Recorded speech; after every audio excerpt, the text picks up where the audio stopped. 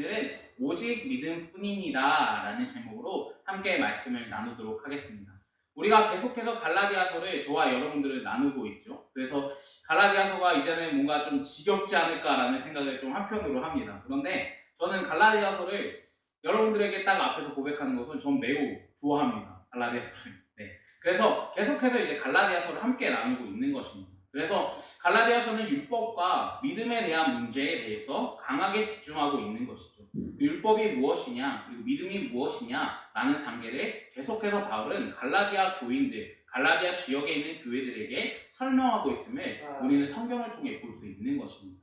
그런데 제가 한 가지 좀 생각을 해봤습니다. 율법과 믿음이 무엇일까라는 생각을 좀 강하게 갑자기 들더라고요. 그래서 좀 생각을 해봤는데 저는 아버지와 자녀의 관계가 아닐까라는 생각을 한번 해봤습니다. 이게 어떠한 이야기냐면 다들 자녀를 키워보신 분들은 분명히 공감하실 겁니다. 이제 이야기를 드릴 건데 우리가 자녀에게 선물을 하기로 약속했습니다. 뭐 장난감을 사주든 어디 놀러 가든 뭐 무엇을 해주든 약속을 했습니다. 그런데 어느 날 자녀가 갑자기 자녀가 말을 듣지 않아요. 그리고 자녀가 다른 길로 가는 거예요. 이상한 길로 가고 하나님 뭐 좋아하는 일이 아니라 정말 이상한 길로 가는 거죠. 그러면 우리는 어떻습니까? 그 자녀를 혼내서라도 옳은 길로 가도록 인도할 것이죠. 왜냐하면 그게 당연한 부모의 역할이기 때문입니다. 그리고 나서 그 부모는 이제 결국 말을 안 듣다 하면 매를 들겠죠. 그리고 그 매를 들어서 어떻게 합니까? 매를 드는 순간 말로 통제할 수 있습니까? 절대 그럴 수 없겠죠. 부모님들은 다들 경험해보셨으니까. 그래서 저도 어렸을 때 많이 맞았습니다, 아빠한테. 네. 아직 주원이는 맞을 때가 아니라서 아직 때리진 않지만 그래도 많이 맞았어요. 저는 정말 옳은 길로 가도록 아버지께서 많이 이제 회초리질을 하셨는데 우리가 그와 같이 매를 드는 순간 회초리로 맞던지 아니면 뭔가 좀 혼나는 경우가 있습니다. 그런데 그 혼내고 나서 부모의 마음은 어떻습니까? 부모님도 항상 하는 말이 있죠. 너를 때리면 나의 마음이 찢어져 라고 이야기합니다. 근데 저는 아직 사실 그렇게까지 공감은 안 돼요. 왜냐면 자녀를 키우고 있지만 한 번도 뭔가 좀 매질을 해보거나 이러지 못했었기 때문에 그런 것은 좀 공감하기는 아직 힘들지만 다들 부모님이라면 그럴 것입니다. 정말 옳은 길로 가도록 인도하도록 노력했겠죠. 근데 듣다 하다 안 되니까 매를 드는 겁니다. 근데 자녀를 때리는 순간 나의 마음이 정말 찢어지겠죠. 그 다음에 나서 어떻게 합니까? 우리 드라마 속에서 많이 볼 것입니다. 드라마 속에서 이제 매를 때리고 나서 밤나중에 이제 밤에 부모님들이 어떻게 하죠? 뭔가 옛날 드라마는 된장을 발라주거나 아니면 뭔가 좀 약을 발라주는 그러한 모습, 아름다운 모습이 그려집니다. 혹시 뭐 아니신 분들도 있겠죠? 네, 미안해서 뭐 전부 다 약을 발라줬다라고 하는 거 사실 거짓말 같고, 네, 우리가 이 점을 확실하게 생각할 수 있는 것입니다. 매질을 하는 순간 부모의 마음이 찢어지고 그 다음에 나서 부모님은 그 상처를 아물도록 약을 발라주거나 연고를 발라주는 것을 우리는 볼 수 있고 우리 다들 한 번쯤 해보셨거나 그러셨을 겁니다. 우리와 그와 같이 이 점에서 집중하여야 될 것은 무엇이냐면 매질했다라고 해서 끝납니까? 뭔가 좀 화해의 제스처도 필요하겠죠? 그러면 그 화해의 제스처를 어떻게 합니까? 아이에게 약속한 것을 들어주시겠죠. 뭐 예를 들어서 장난감을 사주거나 아니면 놀러 가기로 약속한 것을 지키거나 약속을 행해 줄 겁니다. 그러면 어떻게 됩니까? 화해가 성립되죠. 우리가 이 점에서 볼 수 있는 것, 처음에 약속을 부모님은 혼낸다고 해서 전혀 잊지 않았습니다.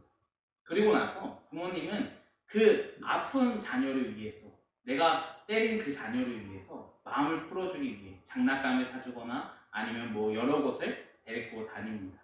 그런 것과 같이 우리는 처음 약속을 분명히 부모님이 지키는 모습을 볼 수 있는 것이죠. 우리가 혼을 낸다고 해서 우리가 그 부모님을 나무랄 수 있습니까? 절대 그렇지 않죠. 왜냐하면 그 부모님은 옳은 길로 가도록 인도하는 것이 당연한 부모의 역할이기 때문에 그렇게 했다라는 것입니다. 우리가 이 점을 생각했을 때 어떻습니까? 믿음과 율법에 대한 관계성으로 보이지 않습니까? 저는 이거를 어떻게 느꼈냐면 처음에 율법이 먼저냐 아니면은 뭐 믿음이 먼저냐 했을 때 성경에서 이야기하는 건 430년 전에 이미 율법을 받기 전에 믿음이 존재했다. 그러면 우리는 알 수 있죠. 아브라함이 먼저냐 모세가 먼저냐 했을 때 당연히 아브라함이 먼저라는 성경을 우리는 볼 수 있는 것처럼 우리가 믿음이 우선되고 율법이 그 나중 됩니다. 그 다음에 예수 그리스도께서 오셔서 다시 한번 믿음으로 인도해 주시는 것이죠. 이거를 봤을 때 자녀를 혼내는 부모의 마음이지 않을까라는 생각을 많이 해봤습니다. 우리가 생각했을 때 분명히 처음엔 약속을 분명히 믿음으로 해주셨습니다. 그런데 점점점 악해지고 하니까 율법을 주셨고 그 율법대로 살아가지 않으면 더 이상 뭔가 좀 관계적으로나 그러면 부모님과 올바른 길로 갈 수 있도록 매질하는 부모님과 같이, 그리고 나서 다음에 화해의 제스처를 취하는 부모님, 아픈 마음을 가지고 그 아이를 달래주려고 하는 부모님이 다시 예수 그리스도께서 오셔서 믿음으로 우리를 싸매주신 것이지 않을까라는 생각을 좀 한편으로 해봤습니다. 우리가 더욱더 정확하게 알 수 있는 것은 무엇이냐면 율법에 대한 관계성입니다. 우리가 계속해서 갈라디아서를 나누면서 어떻게 하죠? 이것이 옳은 길인지 이것이 바른 건지에 대해서 계속해서 나누고 있습니다. 근데 율법의 기능이 무엇이 있다라고 제가 이야기 드렸습니까? 바로 죄에 대한 깨달음을 알려준다라고 이야기를 드렸습니다. 이 죄에 대한 깨달음, 그 알려준다라고 하는 것을 어디 성경에 나와 있냐면 제가 한 가지 조금 신기한 말씀을 좀 발견했고 그 다음에 저희는 기도회 때 한번 나눴었습니다. 우리 열왕기하 22장 11절 말씀에 보면 이렇게 나와 있습니다. 왕이 율법의 말을 듣고 곧 그의 옷을 찢으니라 라고 이야기하는 것이죠. 이 옷을 찢었다 하는 것은 그 자신의 죄를 깨닫고 나서 얼마나 내가 죄가 이렇게 더러운 것이었구나, 내가 이것이 잘못되었구나 라는 것을 그는 느꼈기 때문에 옷을 찢었다라는 것입니다. 이게 바로 어디 나와 있냐면 요시야 왕 때 기록되어 있는 것입니다. 그리고 나서 우리 8절 말씀을 보면 율법책을 어떻게 발견했냐라고 했을 때 뭔가 궁전에 있는 리모델링 같은 것을 했을 때 율법책이 발견됐다라고 이야기합니다. 율법책이 발견됐을 때 그것을 낭독하면서 그것을 듣고 그 왕은 깨달음을 얻었죠. 우리 민족이 그동안 잘못된 길로 가고 있었구나. 우리가 죄를 짓고 살아갔었구나. 우리가 하나님을 떠났구나 라는 것을 알았다는 것이죠. 그래서 요시야 왕은 참지 못하고 자신의 옷을 찢을 만큼 애통한 마음이 있었다는 것이죠. 그 율법이 바로 자신들의 죄를 깨닫게 하는 용도로서 요시야 왕이 분명히 등장했다는 것입니다. 그 요시야 왕은 어떠한 인물이었냐면 오늘 22장 2절 말씀에 다음과 같이 이야기합니다. 요시야가 여호와 보시기에 정직하게 행하여 그의 조상 다윗의 모든 길로 행하고 자로 우로 치우치지 아니하였더라. 그는 분명히 하나님 앞에서 정직했던 사람입니다. 그는 분명히 하나님을 누구보다 사랑했던 사람입니다. 그래서 하나님께서 인정해 주십니다. 그는 다윗의 모든 믿음을 자로나 우로나 치우치지 않고 올바르게 갔다라고 이야기하는 것이죠.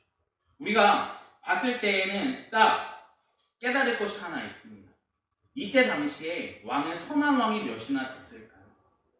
전 몇 안 됐다라고 이야기를 드릴 수 있을 것이고, 성경의 많은 왕들은 처음에 잘했습니다. 그런데 점점점 갈수록 어떻게 됩니까? 우리가 타락의 길에 갈 수 있는 것을 볼 수 있죠. 그렇다면 오늘 이 요시야라는 인물은 하나님께서 분명히 죄를 깨닫게 해주셨고 분명히 이때에 하나님의 율법책이 발견되었고 그것을 읽을 때에 다시 한번 이스라엘 민족들을 올바른 길로 인도해야 되겠구나, 우리가 죄를 짓고 살아가는 것이 아니라 온전히 주님만을 더욱더 따라가야겠구나 라는 것을 요시야 왕은 알았다는 것입니다. 요시야 왕은 그렇게 행했다는 것입니다. 그래서 요시야 때는 더욱더 하나님의 율법이 낭독됐던 시대였다고 합니다. 우리가 이 점에서 볼 수 있는 것은 분명히 율법이라는 것은 죄를 깨닫게 하는 기능이 있다는 것이죠. 우리가 꼭 율법이 안 좋다, 폐해야 된다, 없애야 된다 이런 것이 아닙니다. 우리는 분명히 그 율법 안에서 나의 죄를 깨닫는 것이죠. 그 율법을 통해서 내가 올바른 길로 갈 수 있도록 우리는 알 수 있는 장치가, 기능이 숨겨져 있다는 사실을 우리는 봐야 된다는 것입니다. 그 시대에 이제 정말 뛰어났던 이 요시야 왕, 우리가 기억하면서 항상 말씀을 더욱더 바라볼 수 있는 저와 여러분들에게 주님의 이름 부탁을 드리도록 하겠습니다. 그런데 놀라운 것은 또 있습니다. 율법이라는 것이 딱 이스라엘 민족에게 분명히 주어졌죠. 그 다음에 나서 율법이 자신의 죄를 깨닫게 했다라고 이야기합니다. 그런데 바울은 로마서 2장 14절부터 15절 말씀에 보면 어떻게 나와 있냐면 한번 다들 찾아보실까요? 로마서 14장, 2장 14절. 로마서 2장 14절, 15절 말씀입니다.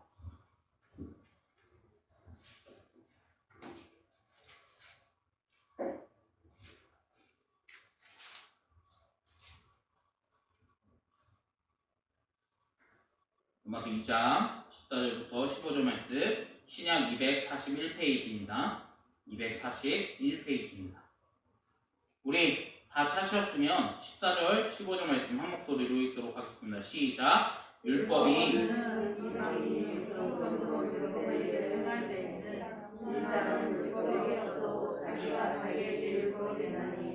이런 줄은 양심이 증거하여 그 생각들이 서로 공부하며 혹은 등하여 그 마음의 진리의 길을 닦아내느니라. 아멘. 어떻게 나와 있습니까? 처음에 율법이 주어졌다고 합니까? 안 주어졌다고 합니까? 주어지지 않았다라고 이야기합니다. 이방인들에게 처음에 율법이 주어지지 않았다라는 것이죠. 우리는 이 점을 분명히 알아야 됩니다. 그러면 이스라엘에게 다시 이제 출애굽 사건을 우리는 볼 수 있습니다. 출애굽 사건에서 보면 어떻습니까? 우리는 분명히 알 수 있죠. 어떤 것을 알 수 있습니까? 그 이방인들에게도 분명히 출애굽 사건을 유용했다라는 것을 우리는 봐야 된다는 것입니다. 그 출애굽 시대에 보면 어떠한 사건이 있냐면 우리가 과연 하나님을 따르지 않았을까? 그들 안에서 분명히 이방인이 있지 않았을까라는 생각을 해봐야 된다는 것이죠. 우리가 처음에 패스오버 사건, 유월절 사건을 목사님께서도 분명히 이야기해 주셨습니다. 그 유월절 사건에서 보면 어떻죠? 이스라엘 민족만 구원하셨습니까? 아니면 다른 민족까지 구원하셨습니까? 바로 다른 민족까지 구원해 주셨습니다.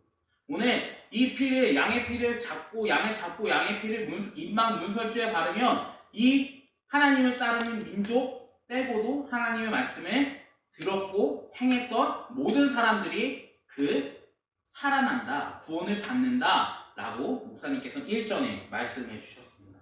그리고 출애굽기 12장 38절에 등장하는 족속이 하나 있습니다. 그 족속이 다중한 족속이라고 합니다.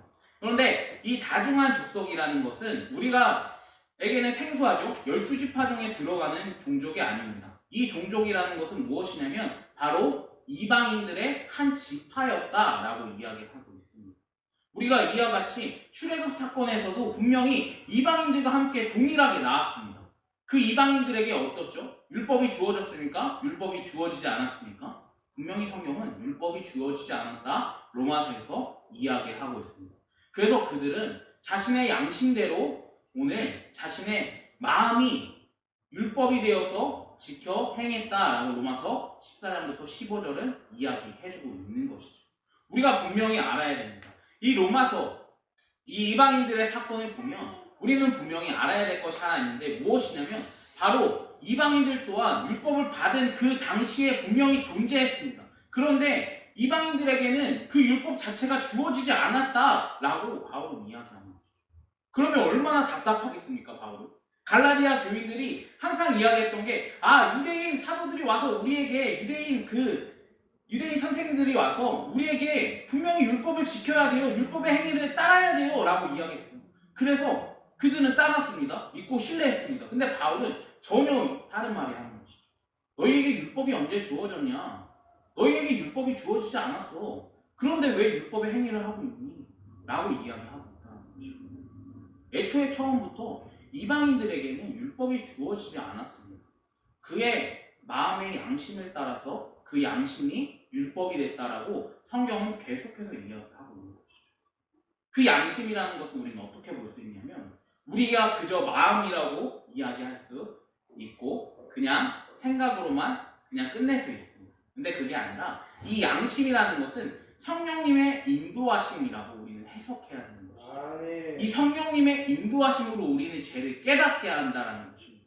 그래서 갈라디아 교인들에게 너희들은 왜 성령을 받았는데 자꾸 이상한 길로 가니? 왜 지금 자꾸 점점점 이상한 길로 가고 있어? 라고 바울은 답답한 마음으로 이야기하고 있는 것이죠. 왜 너희는 성령으로 시작해서 왜 사망의 길로 가고 있니? 라고 바울은 갈라디아 3장에 꼭 집어서 이야기하는 것이죠. 우리가 처음에 분명히 믿음으로 시작했습니다. 그런데 이상하게 정말 안타까운 것은 점점점 가면서 뭔가 플러스가 된다는 거예요. 믿음으로 분명히 교회 나왔는데 점점점 교회 다니면서 아 이거 해야 돼 이거 해야 돼 저거 해야 돼 하면서 뭔가 짐들이 계속 추가돼요. 그리고 그걸 안 하면 마치 내가 신앙생활 안 하는 것처럼 치부된다는 거죠. 이게 현 시대의 교회들에게 많이 나타나는 것이죠. 대형교회는 대형교회일수록 오히려 이러한 사건들이 많이 발생한다는 것이죠. 우리는 근데 율법처럼 갈라디아 교인들처럼 돼서는 안 됩니다. 뭔가 우리가 행동했기 때문에 우리가 어느 한 제스처를 취했기 때문에 우리가 구원을 받을 수 있을 거야 이래서는 안 된다는 것입니다. 우리는 어떻습니까? 오직 믿음으로 구원을 받는다 라고 성경에서는 이야기하고 있죠. 그 십자가만 믿으면 그 하나님의 보혈만 믿으면 우리의 모든 것이 처음 죄를 안 짓는 그 상태로 돌아간다 라고 이야기하는 것이죠. 바로 그리스도의 십자가의 사건 때문에 라고 이야기합니다.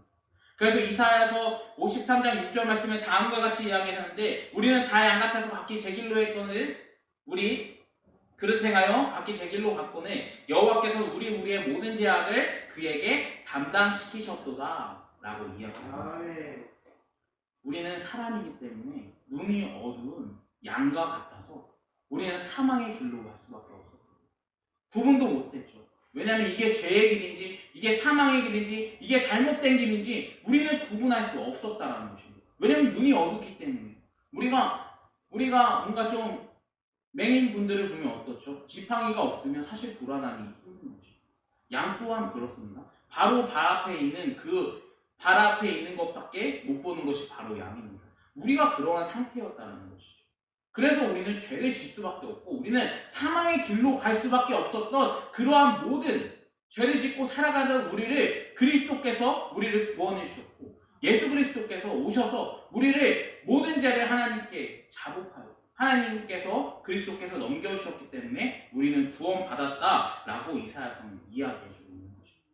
우리가 이 점을 분명히 알아야 됩니다.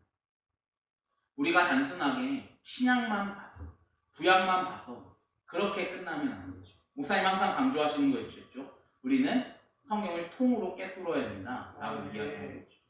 그래서 구약의 여러 사건 그리고 신약의 여러 사건을 통해서 우리가 왜 율법이 중요한지 믿음이 중요한지를 더욱더 분명하게 알아야 된다는 거죠.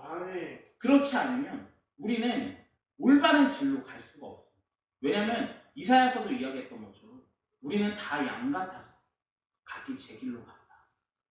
그래서 우리는 죄만 짓고 살아가고 있었는데 그리스도께서 우리의 그 모든 죄짐을 대신 십자가에서 발리신 것, 물과 피로 우리를 구원해 주셨다라고 이야기합니다. 율법은 이것을 어떻게 이야기합니까? 나무에 달린 자마다 저주 아래 있는 자다라고 갈라디아서 3장에서 이야기해주고 있습니다. 이 율법, 이 저주 아래 있다라는 것은 율법 아래 들어갔다라고 이야기할 수 있습니다. 우리가 꼭 이 점을 알았으면 좋겠습니다. 우리는 이미 구원받았습니다. 누구를 통해서요? 바로 예수 그리스도의 십자가의 사건을 통해서 우리는 믿기만 하면 구원을 받는 것이죠. 우리는 더 이상 율법을 지킬 필요가 없는 것이죠. 율법의 기능이 너무 좋습니다. 너무 필요하죠. 왜냐하면 우리의 죄를 깨닫게 하기 때문입니다. 우리가 그런데 처음에 분명히 이야기 드렸던 것처럼 우리에게는 양심으로 그의 율법이 됐다라고 이야기합니다. 이것은 성령님을 통하여서 우리가 이게 죄인지 아닌지 깨달을 수 있다라는 것입니다. 우리가 이 점을 꼭 생각하길 원합니다. 우리가 성령님을 통해서야지만 우리는 점점점 성화의 과정을 걸어갈 수 있습니다. 단 한 번의 회심으로 끝나는 것이 아닙니다. 우리는 계속해서 회개를 하면서 나아가야 되는 것입니다. 회심이라는 것은 단 일회성인 것입니다. 왜냐하면 회심이라는 것은 돌아서다라는 의미가 있는 것입니다. 그래서 회심하고 우리가 교회로 돌아오면 그리스도를 따를 수 있다라고 하죠. 근데 우리는 본성이 악했던 사람이기 때문에 우리는 계속해서 죄를 짓고 살아갑니다. 그러면 계속해서 죄를 짓고 살아가면 어떻게 하죠? 회개라는 것을 해야 됩니다. 왜냐하면 우리가 사람과 사람과의 관계에서 잘못하면 분명히 나를 용서해줘라면서 회개를 하죠. 그 회개가 그 회개입니다. 우리가 그런 것과 같이 우리의 죄가 이렇게 더럽습니다. 하나님 우리의 죄를 자복합니다. 하나님 그래서 우리가 회개합니다 라고 하는 것. 이게 바로 성령님의 인도하심이라는 것이죠. 성령님의 깨달음이라는 것이죠. 이게 로마서에 말하는 양심이라는 것입니다. 우리가 성령님 안에 거한다면, 우리가 정말 하나님 안에 거한다면, 주님 안에 거한다면, 더욱더 우리가 정말 하나님, 내가 회개하며 나아갑니다. 하나님, 나의 죄를 용서해 주세요. 점점점 예수 그리스도를 닮아가기 소망합니다. 라고 하는 저와 여러분들에게 주님의 이름으로 부탁을 드리도록 하겠습니다. 그래서 오늘 본문 말씀으로 다시 돌아와서 어떤 이야기를 하고 있는지 상세하게 한번 조금씩 살펴보도록 하겠습니다. 16절 말씀에 뭐라고 나와 있습니까? 이 약속들은 아브라함과 그의 자손에게 말씀하신 것인데 여럿을 가리켜 그의 자손이라 하지 아니하고 오직 한 사람을 가리켜 내 자손이라 하였으니 곧 그리스도라 라고 얘기합니다. 이미 아브라함 때부터 오늘 예수 그리스도께서 오신다는 사실을 하나님께서는 공론화하셨다는 것이죠. 우리가 그래서 오늘 아브라함은 분명히 그의 의로 하나님 믿고 따르는 의로 의인이 되었다라고 이야기합니다. 우리가 구약에서 사건은 그렇습니다. 근데 신약에 넘어와서는 어떻게 합니까? 우리가 의인이 되려면 예수 그리스도를 믿는 사건으로 탈바꿈 됩니다. 우리가 바로 아브라함처럼 하나님을 따랐던 믿음으로 순종했던 아브라함과 같이 우리도 주님으로 예수 그리스도께서 우리의 구원자라는 것을 신뢰하면서 믿고 따라가면 우리의 의로 살아가는 것이 아니라 하나님께서 우리를 의인으로 칭해 주셨다는 것입니다. 그러면 우리는 의인입니까? 의인이 아닙니까? 당연히 의인일 수밖에 없는 것이죠. 우리가 꼭 이 점을 기억하기 원합니다. 우리가 어떠한 것을 해서 우리는 뛰어나서 우리가 잘나서 예수 그리스도께서 불러주신 것이 아닙니다. 하나님께서 불러주신 것이 아닙니다. 우리가 어떠한 행위를 해서 이 자리에 앉아있는 것이 아닙니다. 누구가 잘나서 이 자리에 앉아있는 것이 아닙니다. 이 모든 것이 그리스도를 믿는 믿음으로 은혜로 우리가 이 자리에 앉아있다는 것이죠. 우리가 항상 이 점을 생각하기에 소망합니다. 오늘 말씀 또한 그것을 이야기하고 있는 것이죠.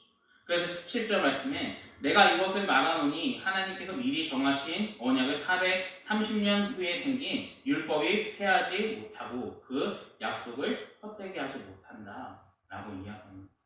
하나님과 아브라함은 분명히 언약을 맺었습니다. 이것이 창세기 15장 사건에서 등장하죠. 어떠한 것으로 등장합니까? 바로 그 가축들을 데리고 그 가축을 둘로 쪼개서 오늘 하나님께서 그 길로 지나가는 사건을 보여주십니다. 그리고 나서 이 한 주석가는 이것을 어떻게 설명하냐면 이 짐승 사이로 지나갔던 하나님께서 그 하나님의 마음은 어떠한 것이었냐면 만약에 아브라함과 한 약속을 지키지 않으면 하나님이 그와 같이 죽으리라 라고 하는 것이죠. 이것은 절대 패해질 수 없다라는 것을 강조했다라는 것입니다. 이 약속은 절대 누구도 끊어낼 수도 없고 누구도 삭제할 수 없이 내가 이 약속을 필히 지키겠다라고 하나님은 아브라함과의 언약을 통해서 이야기를 하시는 겁니다. 우리가 이 점을 꼭 알았으면 좋겠습니다. 아멘. 우리가 하나님과 그저 아브라함과 하나님과의 관계가 아닙니다. 우리가 믿음을 가지고 있는 사람은 다 이런 것이죠. 하나님께서는 분명히 그 언약 속에서 내가 너를 구원해 줄 거야. 너는 내 백성이야. 너는 나를 사랑하면서 내가 너를 사랑하면서 살아갈 거야 라고 이야기를 했다는 거죠. 그리고 나서 어떻게 됩니까? 아브라함은 믿음으로 의인이 됐다라고 이야기를 6절 말씀에서 이야기합니다. 15장 6절 말씀에 다음과 같이 이야기합니다. 그리고 나서 430년 뒤에 분명히 율법이 생겼다라고 성경은 기록해주고 있죠. 그래서 18절 말씀에 다음과 같이 말하는데 만일 그 율법에서 난 것이면 약속에서 난 것이 아니니라. 그러나 하나님의 약속으로 말미암아 아브라함에게 주어진 것이다. 이미 율법은 믿음보다 훨씬 더 오래되지 않았다는 거죠. 믿음이 오히려 더욱더 오래되었다. 430년 전에 이미 하나님과 아브라함을 통해서 언약이 맺어졌다라고 이야기합니다. 그리고 나서 19절에는 어떻게 이야기합니까? 천사들을 통하여 한 중보자의 손으로 베푸신 것인데 약속한 자손이 오기까지 있을 것이라 라고 이야기합니다. 이 한 중보자 누가 생각나십니까? 이 한 중보자는 바로 모세라는 인물을 떠올릴 수 있습니다. 그 모세를 통하여서요, 오늘 하나님께서 이스라엘과 언약을 맺으셨다는 거죠. 그런데 그와 반대로 하나님께서 아브라함과 언약을 맺으실 때는 어떻게 합니까? 단 둘이서 언약을 바로 맺어버리셨죠. 그런데 여기서 신기한 것은 율법은 누구를 통하여서 왔고, 천사를 통하여서 왔고, 모세를 통하여서 오늘 그 이스라엘 백성들에게 갔다라고 성경은 설명해 주고 있습니다. 이것이 왜 중요하냐라고 이야기했을 때, 율법이 뭔가 조금 더 사람들은 계속해서, 갈라디아 교인들은 계속해서 율법 대단해요, 율법 뛰어나요, 율법을 지켜야 돼요, 율법을 지켜야지만 구원을 받는데요 라고 하는 그들의 마음속에 오늘 성경을 기록하는 바울은 어떻게 이야기하냐면, 아니, 율법보다 뛰어난 게 바로 믿음이야 라고 강조하기 때문입니다. 그래서 오늘 이 간단한 말씀, 누구를 통해서 왔고 너희가 무엇을 따를 거냐 라고 했을 때, 아브라함의 언약 그리고 모세와의 맺은 언약, 이것을 왜 계속해서 이야기하냐면, 오늘 율법이 중요하냐 아니면 믿음이 중요하냐는 것을 오늘 너희가 듣지 않으면 난 계속해서 이야기할 거야 라고 바울은 이야기하고 있는 것이고, 계속 강조하고 있는 것이고, 그래서 계속해서 이야기하면서 따라가라, 오직 한 분 그리스도께서 너희에게 오실 거야 라고 이야기하는 것이죠. 그래서 오늘 16절에서는 오직 한 사람을 가리켜 내 자손이라 하였으니 곧 그리스도라 라고 이야기하는 것이죠. 1절에서 이 앞에서도 분명히 이야기 드렸던 것처럼 하나님께서 그의 믿음을 보시고 아브라함의 의인으로 여겨주셨습니다. 우리도 똑같습니다. 우리도 예수 그리스도를 믿는 믿음으로 하나님께서는 우리를 의인으로 칭하여 주셨습니다. 아멘. 우리가 무엇을 했기 때문이 아니고, 우리가 뛰어나기 때문에, 우리가 똑똑하기 때문에가 아닙니다. 우리는 부족하고 연약하지만 하나님께서는 나를 의인으로 칭해 주셨다는 거죠. 아멘. 우리가 무엇을 했다면, 우리가 내 목숨이라도 드렸다면 그래도 당당하게 얘기는 못할 겁니다. 그런데 믿음이 우리에게 와서, 그리고 그 믿음으로 우리는 의인이 됐다는 거죠. 계속해서 바울은 그것을 강조해요. 그리고 계속해서 그것을 이야기합니다.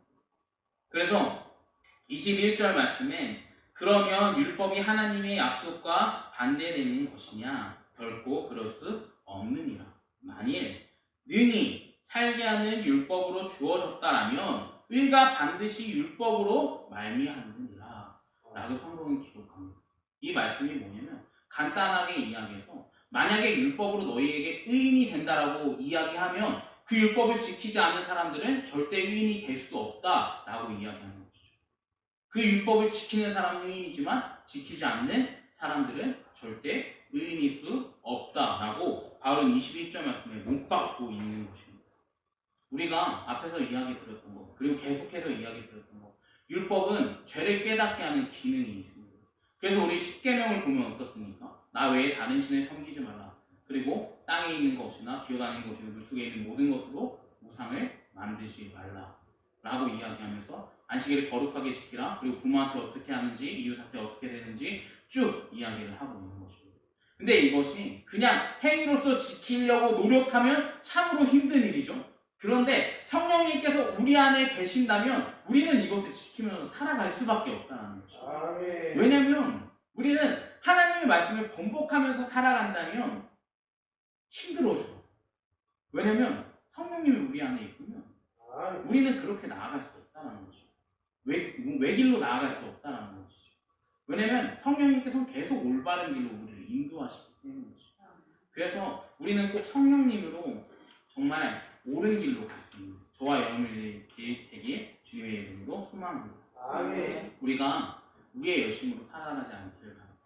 아멘. 우리가 우리의 어느 행동으로 살아가지 않기를 바랍니다. 이게 무엇이냐면, 우리는 이 시대 가운데서도 이스라엘의 통곡의 벽 앞에 가면 어떠한 것들을 합니까? 율법을 계속 읊조리면서 그들은 기도합니다. 사람한테 보이려고 기도하는 거겠죠.